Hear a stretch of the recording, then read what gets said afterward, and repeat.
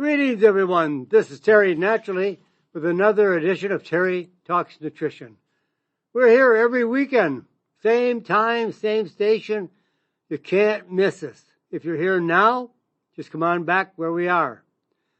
And if you would like to have your relatives, friends, family, anybody, maybe a neighbor that is suffering from arthritis, or someone down the block that is filled with pain and inflammation, maybe you just want to let them know that they might want to listen in and learn something.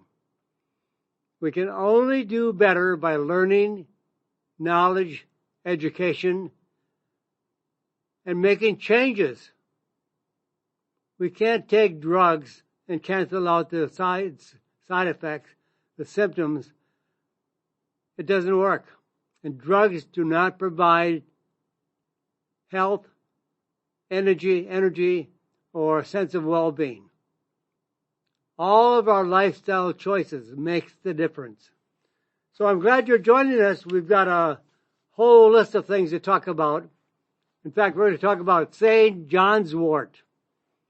What is St. John's wort? Well, it's for depression.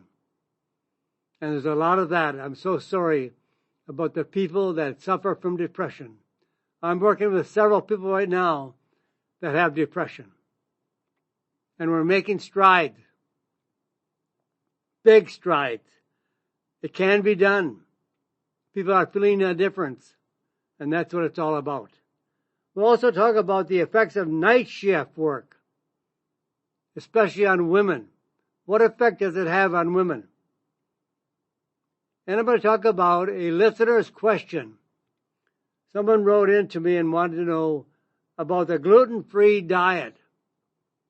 Why do we have to have a gluten-free diet when nobody ever had a gluten-free diet 10,000 years ago? But you have to remember that the grains that we are eating today were not the grains that they ate 10,000 years ago. Our grains have been changed so much. They've been genetically modified. They've been changed. And we're eating what we should not be eating in terms of the way our grains are growing. And we'll talk about sweet diets, speeding up puberty. Cancer treatment is much harder on women. And persistent fatigue in older adults. How can we have more energy? How can we feel better? How can we have less fatigue, less exhaustion, and just feel so great, so better? Why not? We can all feel fantastic.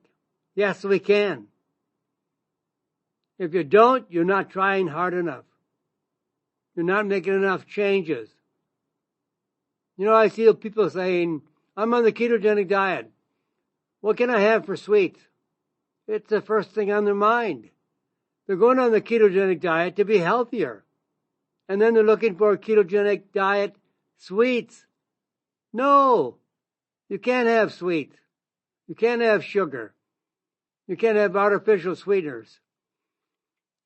We are so accustomed to sweets that we can't think we live without it.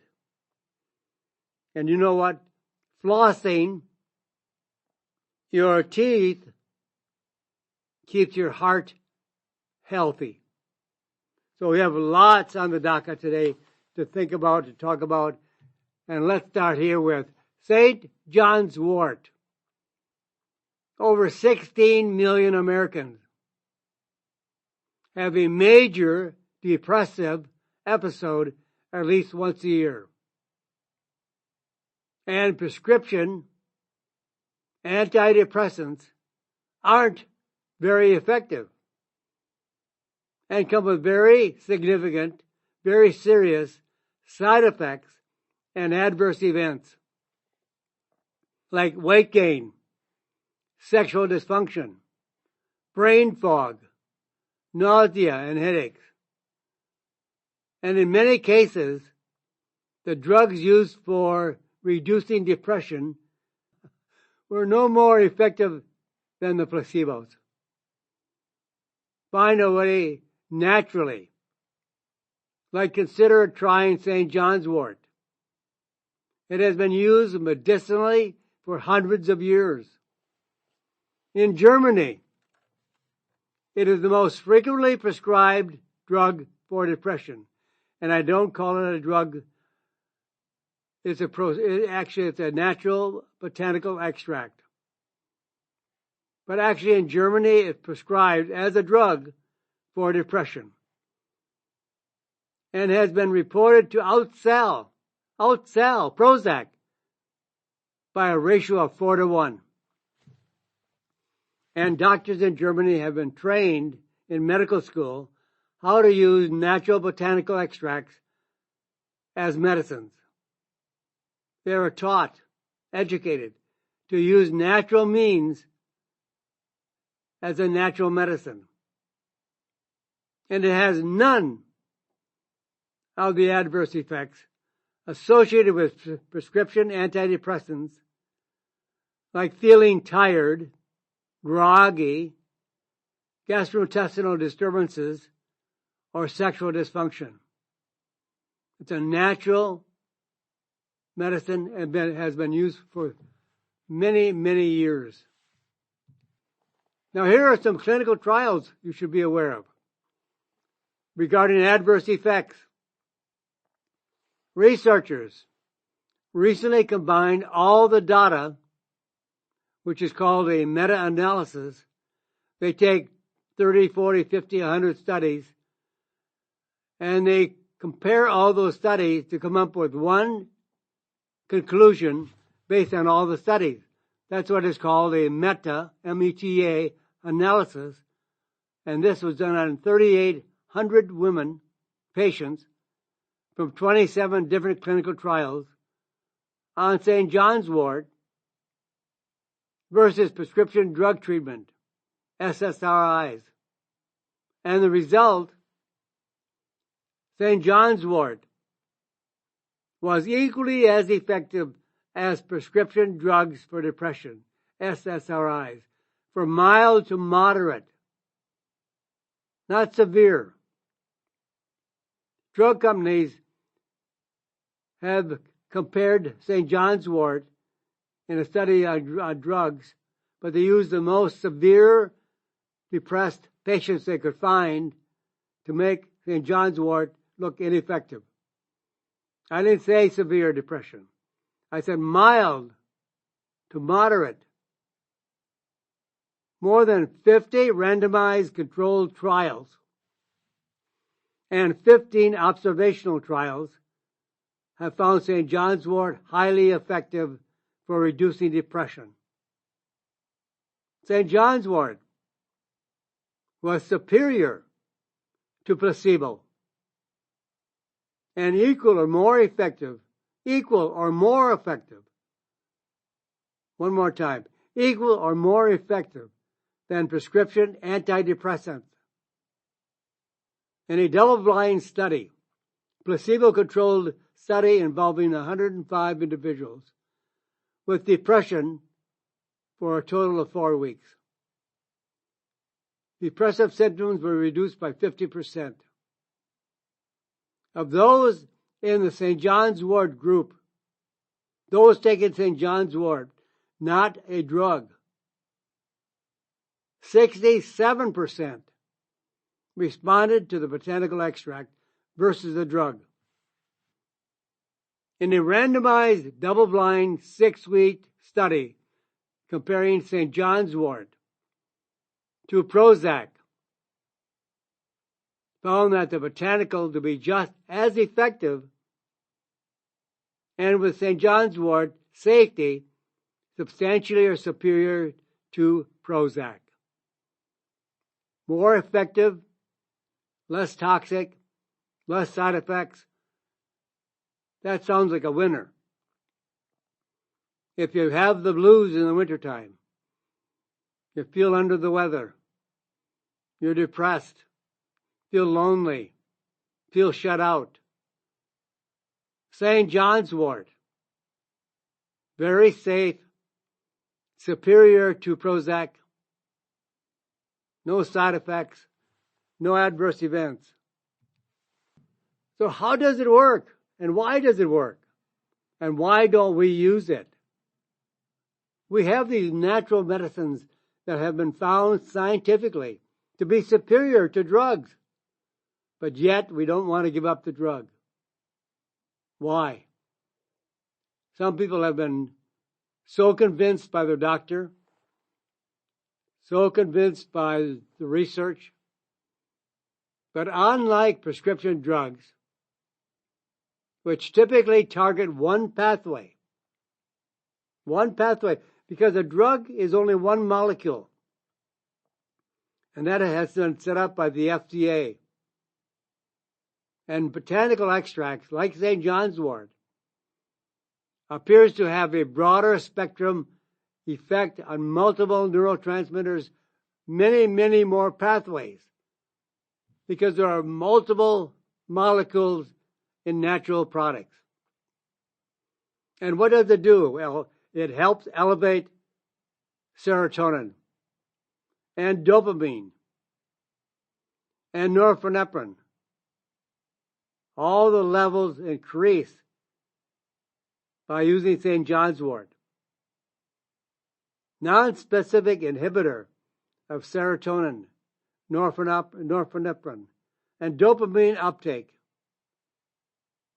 and downregulates the beta receptors and upregulates 5-HT receptors. It's a winner. If you're on drugs, don't just stop taking drugs. Talk to your doctor. Inform your doctor about St. John's wort. Ask him to do the research. It's there. There's so much research on St. John's wort, and it's been used for a long, long time in Europe, especially in Germany, where they have set the tone for the use of natural medicines by physicians, doctors, and pharmacists. Now the dosage and safety.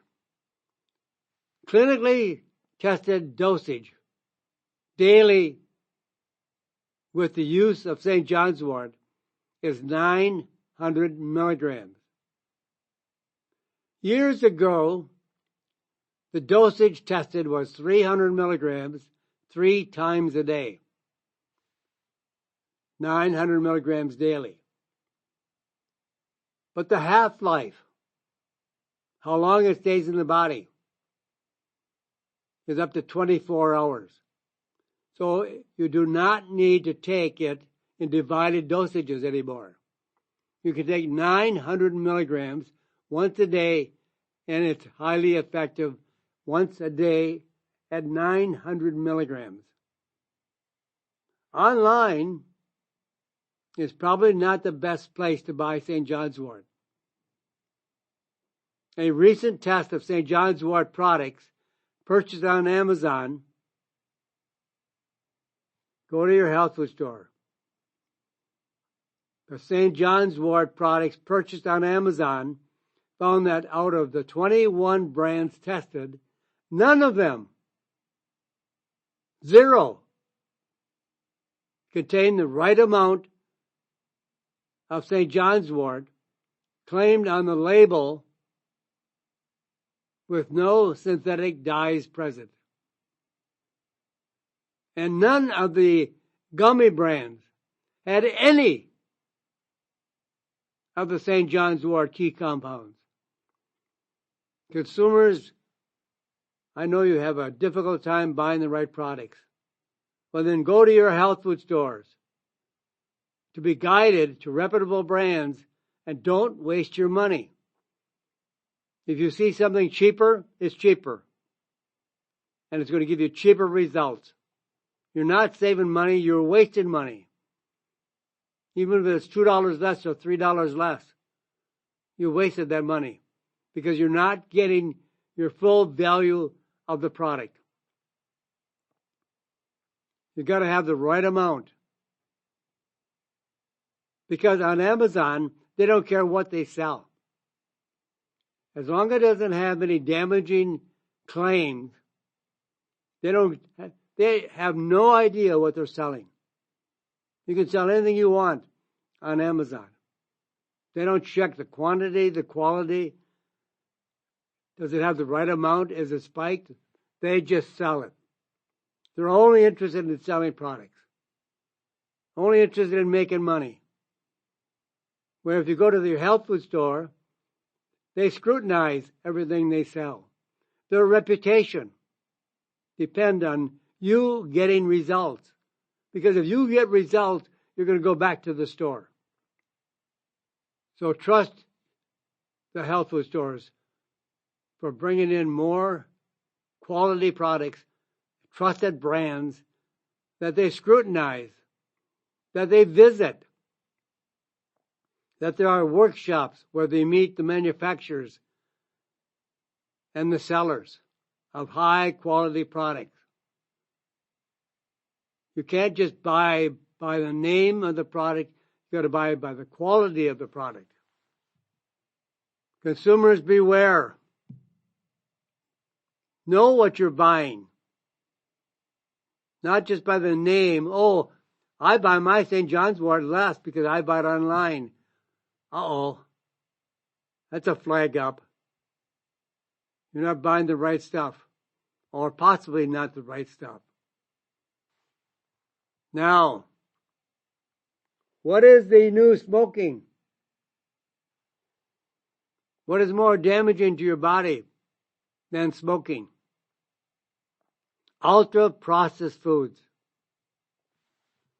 Why are so many young people getting colon cancer? The colon cancer rates are increasing in every age group of people under 50 years of age. Colon cancer was once considered a cancer in the elderly when they lived 80, 90 years. Now it's between 40 and 50 years of age. And even in some kids. The fastest increase in young people ages 20 to 29, going up almost 8% a year. Colon cancer spiked up 8% a year in the age group of 20 to 29. A new study looked at 46,000 men, ages 24 to 28, versus those who ate little unprocessed foods. They ate more healthy. They ate better quality of foods. Remember, versus those who ate little unprocessed foods. Ultra-processed foods. The highest intakes were associated with almost an increase of 30% increase in colon cancer rates. For these young men, and not just young men with obesity, men of normal weight also had the same increased risk of cancer, colon cancer, by consuming ultra-processed foods. Ultra-processed foods are commonly eaten as food. Just as long as their belly is full, they're not hungry, they have no idea what they have eaten. And they have been linked to insulin resistance, chronic inflammation, and disruption to the gut microbiome, all considered risk factors for cancer. Night shift has always been an unhealthy state. So the effects of night shift workers on women are increasing breast cancer and also a higher risk of asthma. A new study finds that women who work night shifts at increased risk of asthma versus men or women working day shifts. Researchers analyzed data from 270,000 working people, identifying those with asthma and the hours they typically worked. And the results of these research studies: women who only worked night shifts are 50% more likely to develop mild to moderate asthma than women working day shifts. Only day shifts. There was no difference in the risk of asthma for men, no matter their typical work shift. What's the reason why women do not do as well as men when working a night shift? Well, the reason for this risk for women, but not men, is not entirely known. But some of the researchers and medical experts guess it may be a combination of male hormones, especially testosterone. Other research has shown that high testosterone protects against asthma. So women having lower testosterone levels may increase the role and the risk of asthma. So how do you stay healthy if you have to work nights, or you find a job that only has night work? Now, night shift work for women is also associated with an increased risk of the following: breast cancer, fertility issues, heart disease, depression. Now, there is a combination of herbs called ashwagandha and rhodiola. They are called adaptogens. They help the body to adapt to working in odd hours. Adaptogens can help buffer the body damage against the stress of working nights. So take a combination of 500 milligrams of ashwagandha and 1,500 milligrams of rhodiola daily. Now, here's a question that I got from a listener. Dear Terry, I have a lot of digestive issues. I'm always bloated, and after I eat, I usually feel very full and sometimes have stomach pain. Do you think it would help to try a gluten-free diet?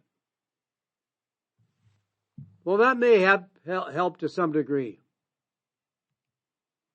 But you know, we've had gluten in our diet for thousands of years. But I would try less gluten, because the gluten level has been increased in grains and it's harder to digest. It has a very strong effect on thyroid dysfunction, causing hypothyroidism. So I would definitely reduce the gluten. But I also would take a digestive enzyme that's very high in pancreatin and other digestive enzymes as well, from pineapple, papaya, chymotrypsin. These enzymes help digest your food properly and take a greater risk off your digestive system and make you feel better. Take one or two, maybe halfway through the meal or at the end of the meal. There are no side effects to digestive enzymes. So you can try as many as you would like. I would start off though slow, 1 or 2 with each meal. And then try to increase the dosage if you're not getting the results you want. You may need 3 or 4. That's hard to say. Everybody is different. But now I'm going to pause right here and let the station identify itself. And we're going to come right back. Don't go away. And if you have to go away, have a fantastic, beautiful day. But come on back next week. We'll be right here, same time, same station. All of it will be right here again. And remember, I'm Terry Naturally. And this is Terry Talks Nutrition. And welcome back, my friends. This is Terry Naturally. And we're together an hour. And that hour goes by so fast and so little time to really give you a lot of help. Well, yeah, we do. Absolutely. We'll give you the best advice we can. But there's so much more to nutrition and health.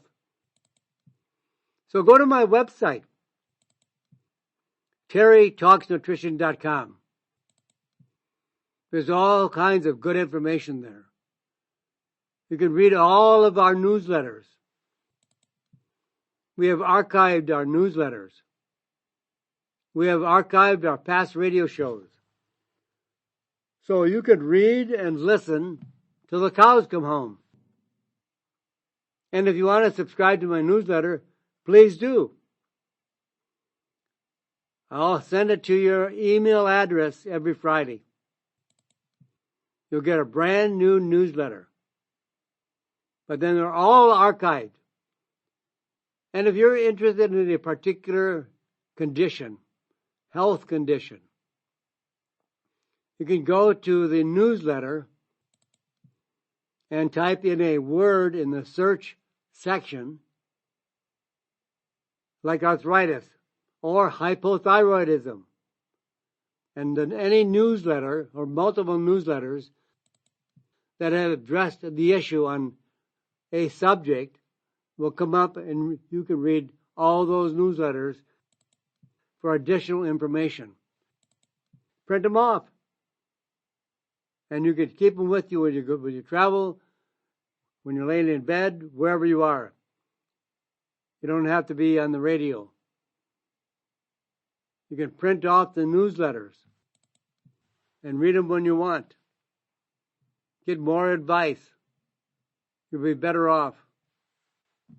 Now, we're not picking on women today, but I'm going to also talk about why women have 3 heart attack facts that they should be aware of. 3 facts for women about heart disease.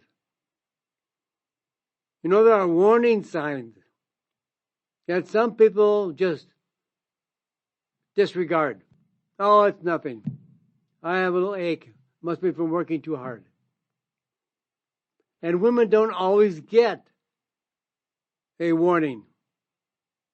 Women don't have chest pain with a heart attack. What do women get as a sign of an increased risk of a heart attack? Well, women get nausea, fatigue, dizziness, and shortness of breath, which may be mistaken for something less serious. Take everything serious. And women are more likely to die from a heart attack than men. That's right. Women are more likely to have a second heart attack than men. Possibly because of the point that I made out on not having chest pain. 30% of heart attacks in women aren't recognized, or they may be misdiagnosed. They're taken for something else. The signs don't equal men's signs for heart attack. And the risk of heart disease in women increases significantly after menopause. especially after they stop or drop taking estrogen.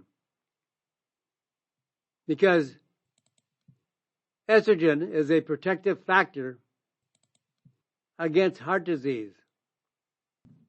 So let's create a daily plan for heart health. How about talking about diet and diet and exercise? The Mediterranean diet reduces the risk of heart attacks or heart disease in women by 25%. Aerobic exercise, strength training, even just a brisk walk every day. Come on, this is so easy. Why can't you do it? You only need a very short period of time. Even just 10 minutes of a brisk walk every day can reduce heart disease risk by as much as 45%. Now, when you eat the right diet, that reduces heart disease risk by 25%. You do some aerobic exercise like walking briskly. A really good way to walk was promoted by the Japanese. Walk 3 minutes in a normal pace. Then 3 minutes at a very brisk pace. And then 3 minutes at a normal pace. 3 minutes at a brisk pace. Do this for 30 minutes. That's all you need. To reduce something as serious as heart disease, you can do it. Diet and exercise, it's all there. More effective than drugs. Now, I'll tell you about some natural medicines that promote heart health. CoQ10 is a natural medicine that promotes heart health. CoQ10. In fact, CoQ10 was discovered in the heart at the University of Wisconsin in Madison. CoQ10. It's one of the most powerful natural supplements to reduce the risk of blood pressure and lowering the risk of congestive heart failure. If you have high blood pressure, or if you have been diagnosed with congestive heart failure, you will absolutely need CoQ10. And guess what? Doctors believe that high cholesterol is dangerous. That is absolutely wrong. So they give patients a drug to reduce the level of cholesterol. It inhibits an enzyme that produces cholesterol. But that same enzyme system produces CoQ10. What's necessary is CoQ10, I believe, in everybody. If you want to become less aged, if you want to reduce the signs and symptoms of aging, if you have oral periodontal disease, you're lacking CoQ10. If you have migraine headaches, you may be lacking CoQ10. And definitely, it reduces blood pressure and lowers the risk of congestive heart failure.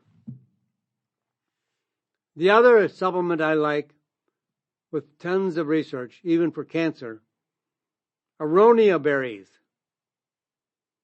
Reduce blood pressure, improves blood circulation, and helps keep the arteries flexible and healthy. Another one, amla, A-M-L-A, amla, commonly known as Indian gooseberry. It's a berry about the size of probably a very small apple. It raises levels of the beneficial HDL. And if you have a high level of HDL and a low level of triglycerides, you don't have to worry about your cholesterol level.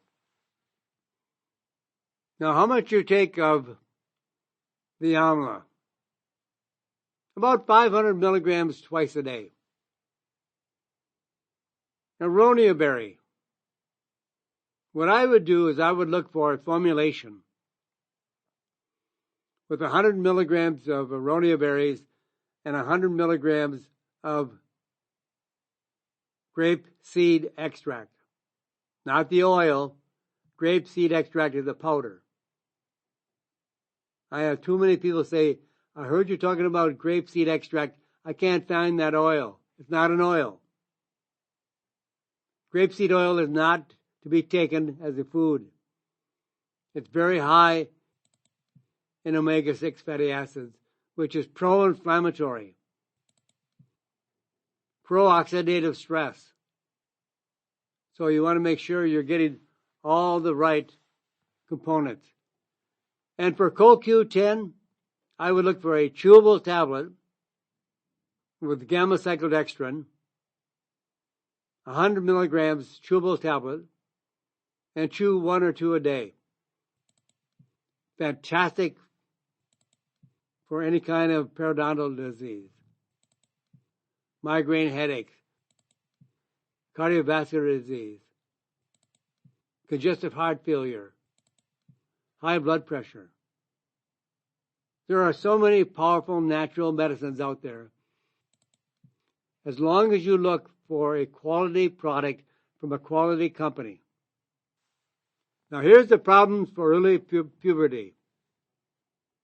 Most kids, puberty means the physical changes that bring sexual maturity. Starts at around age 11 to 12. But when puberty begins before age 8 in girls and age 9 in boys, it's called early puberty. And it's very common. So what causes it? Early exposure to sex hormones increases the risk of health problems later in life. Now, when there's early puberty in kids, 8 and 9 years of age, there may be a 20% increased risk of breast cancer in girls later in life. A 28% increased risk of diabetes in boys. And an increased risk of heart disease, obesity, metabolic syndrome, and mental health issues in both sexes. We're aging our kids for no reason. So how do we prevent early puberty? A new study links increased intake of sugar. Oh boy. Sugar does everything. Sugar does all the bad stuff. Dump the sugar if you want to be healthy. That's a big plus. Dump the sugar. And including artificial sweeteners like aspartame, sucralose, all create early puberty. Researchers looked at the data from 1,400 kids and identified almost 500 of those kids who had early puberty. They found that these kids were more likely to have consumed high amounts of added sugar, including artificial sweeteners, than kids who experienced normal puberty. And just because it's sweeter and it's not sugar, artificial sweeteners are even worse. They trigger the release of puberty-associated hormones. Your kids are developing hormones too early in life and disrupts the whole body chemistry. Now, why is cancer treatment so much harder on women? Thriving after cancer treatment. A new study builds on the previous findings that women experience worse side effects from cancer treatment than men do. Researchers surveyed over 1,500 adult cancer survivors, asking them about their exercise habits and their mood, positive or negative. The results: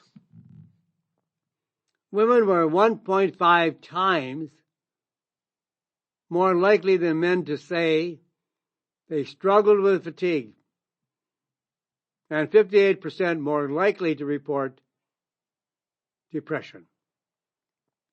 Women have stronger immune responses to cancer therapy, which causes greater inflammation, more inflammation, pro-inflammation.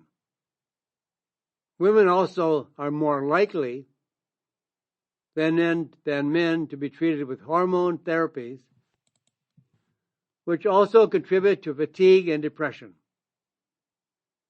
But exercise was helpful, so always try to squeeze in some exercise.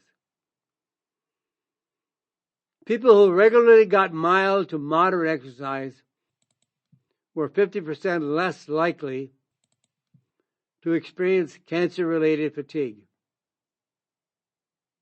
Moderate exercise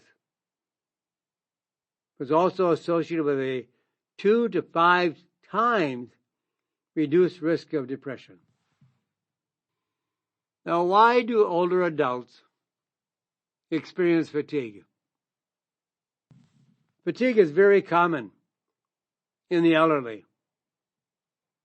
Sometimes they go to bed early and sleep 8, 9, 10 hours and get up tired. Why? Well, fatigue is one of the most common symptoms of chronic illnesses. Up to 70% of older adults with a chronic disease will also be struggling with fatigue. In a study of 3,500 older adults asked about their bothersome symptoms, fatigue was second most common mention, 55%. With pain, 65%. Pain and fatigue. Fatigue is an alarm signal that something or more than one thing is wrong. Now let me give you some causes. Common causes of fatigue in older adults. First of all, dehydration, low thyroid function, lack of protein, anemia, infection, chronic diseases, diabetes, cancer, heart disease. They all cause fatigue and exhaustion. A vicious cycle. Older adults experiencing fatigue often stop being active, which causes muscle loss and weakness, which increases fatigue. It also causes lack of protein. Protein makes our muscles stronger and increases our ability to inhibit fatigue and exhaustion.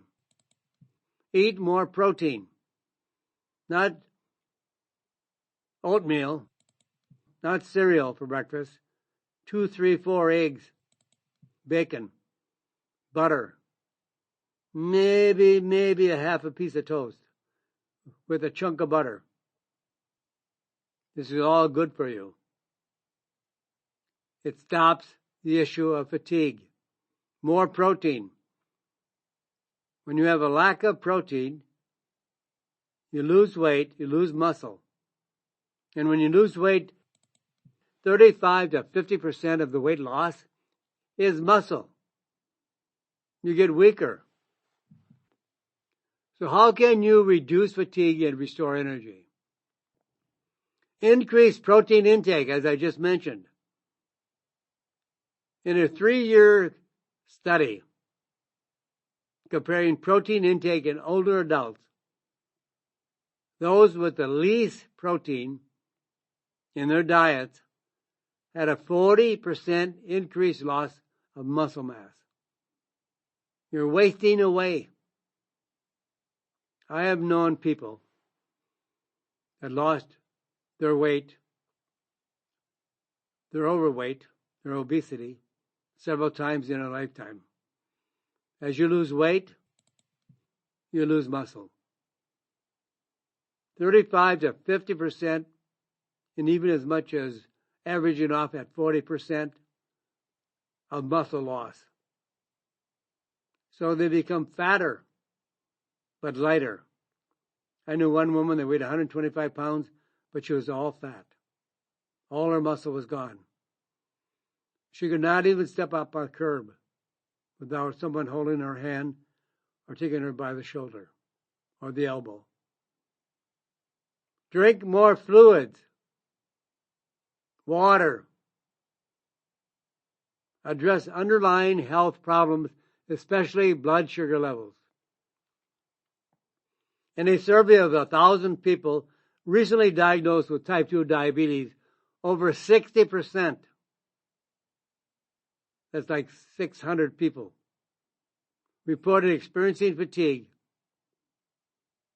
But you can take an herb called Hintonia, lactiflora, 2 or 3 times daily to reduce the risk of high blood sugar levels. What are some of the natural energizers?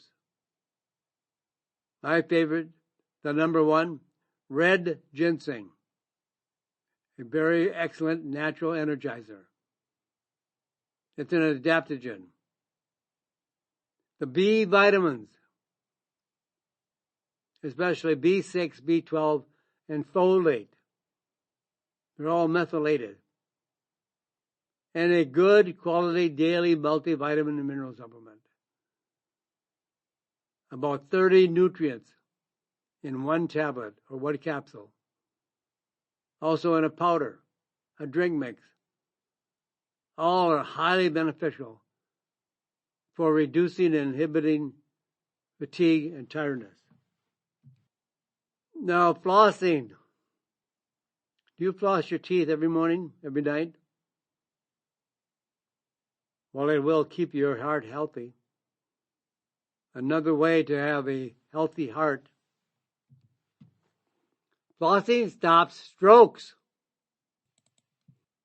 Researchers looked at a healthy data from over 6,000 adults, tracked over 21 years, to see if there were any combinations or connections between their dental health and heart disease. They found that having gum disease increased the risk of stroke by 44%. You don't want to experience a stroke. Having gum disease increased the risk of stroke by 44%.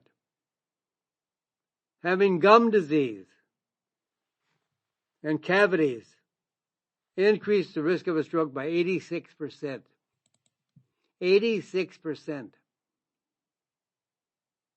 Previous research has shown that inflammation and bacteria in the mouth can spread to other areas of the body, including the heart,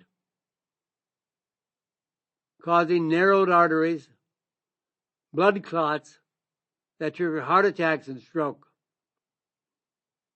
Other studies have shown that daily flossing reduces the risk of a stroke by as much as 40%. In addition to brushing and flossing, as I mentioned before, why CoQ10? Because it prevents gum disease. CoQ10 has been shown to reduce inflammation in the gums, taking 100 milligrams daily with gamma-cyclodextrin to increase absorption. Essential oils: cinnamon, thyme, clove, oregano. You could take a soft gel capsule of these ingredients, chew that in your mouth. It will kill the bacteria in the mouth. Take about 75 milligrams of this combination and swish in the mouth before swallowing. I'm sorry, my friends. The clock on the wall is ticking pretty fast, and I'm down to my last few seconds. So have a fantastic, beautiful day. The day that you want to make it is your choice. You're going to have a bad day or a good day. It's all up to you. So I pray for you, my friends. So say a prayer for this crazy world as well. God bless you. And God bless this great country. Thank you for listening to Terry Talks Nutrition Weekly Show.